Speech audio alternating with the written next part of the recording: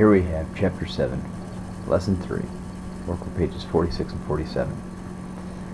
The division property of equality and the multiplication property of equality are very similar to the addition and subtraction properties of equality we already discussed. So, in this multiplication problem, if we divide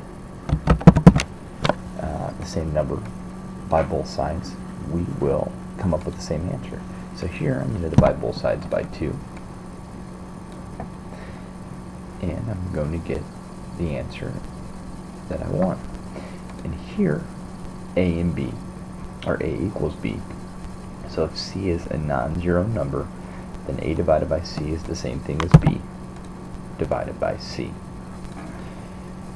Down here we have multiplication property. Well, that tells us if I multiply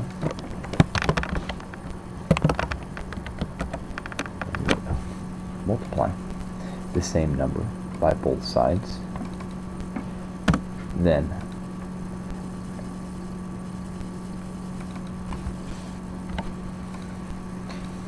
I get the same answer. So 6 divided by 2 equals 3. So if I multiply this side by 2, I have to multiply this side by 2. And over here, if I multiply this side by C, I have to multiply that side by C. So here's what it looks like in our life. We've got a factor times a factor gives me a product. So these are not words that you haven't seen before. So if we put them in number form, we have 3 times 7 equals 21. Scrolling down, dividend divided by divisor equals quotient. Again, we've all heard these before. And again, we're going to use the same 3 numbers. Flip them around a little bit. 21 divided by 3 equals 7. We could do 21 divided by 7 equals 3. Same thing.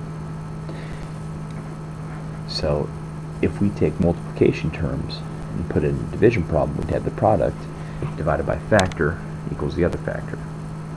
Now on the other hand, if we take division terms, put them in a multiplication problem, quotient times divisor equals dividend. We will come back to this later on today. So solving equations.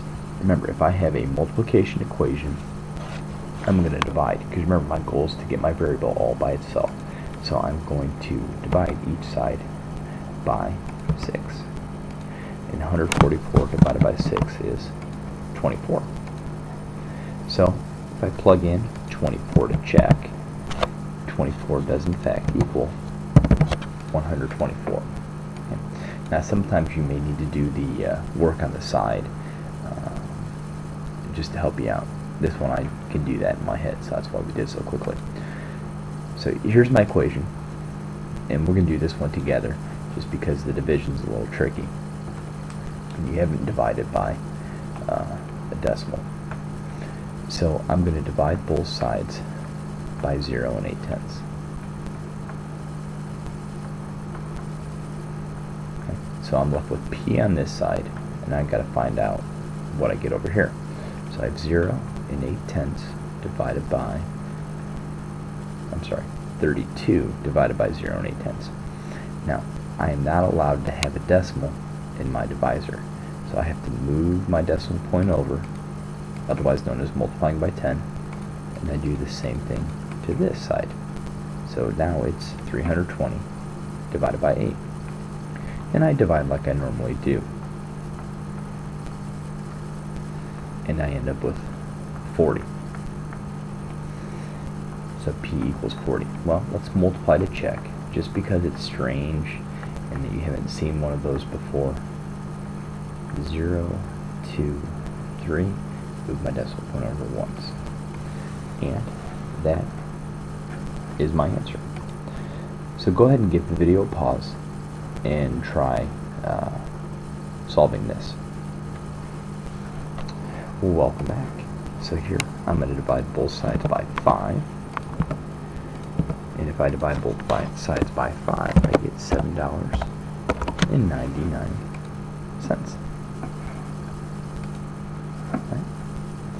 Go ahead and give the video a pause and try to solve. Welcome, And you're right. If you decided to multiply both sides by 6 3/10, 6 3/10, you did get 56 7/10 for your answer. Now, why did I multiply both sides? Because I'm missing my dividend. You remember, if I use multiplication terms, that's a factor, and that's a factor. Alright. So now, I want you to write and solve equations. Write and solve an equation for this one, and then solve the equation down here. So here's my equation. 35 cents C equals $302.75. So you remember, I've got a here I multiplied by 100, move the decimal place 2 places to the right, move the decimal place 2 places to the right, divided, got 865, and that's how I got C equals 865 cards. Down here, remember, I multiply both sides by 1.5, multiply both sides by 1.5, and I get W equals 15. So hopefully you got those right. And I'll give you a moment while you flip back to page 251. Yeah, 251. What we're going to do here is we're going to complete the odds, 1 through 27 odd. So the first section, the first 6 state whether the number given is a solution to the equation. So does 56 divided by 7 equal 8? Well, yes it does. So I would write true. Does 14 times 4 equal 56? Yes it does. I would write true. Does 163 divided by 9 equal 17? Let's see. 9 times 7 is 63. Carry 6. No. So number 4 would be false. So if it's true, write true. If it's false, write false. Second set, what you're going to do, solve for my variable. Again, we're just doing the odds, so you only have 6 to do in there.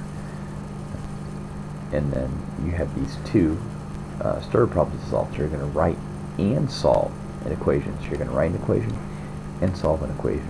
So Lee drove 420 miles and used 20 gallons of gasoline. How many miles did he get per gallon? Use a multiplication problem here. Okay, use a multiplication problem for 25. For 27, Julia wants to buy copies of the book to give as presents. How many books can she buy if they are on sale for $12 each, and she has $100 to spend? Again, write a multiplication equation to solve. So for 25 and 27, make sure you write multiplication equations to solve. Good luck, and remember, you're doing page 251, the odds only. Bring that with you to school on Wednesday, and enjoy your day.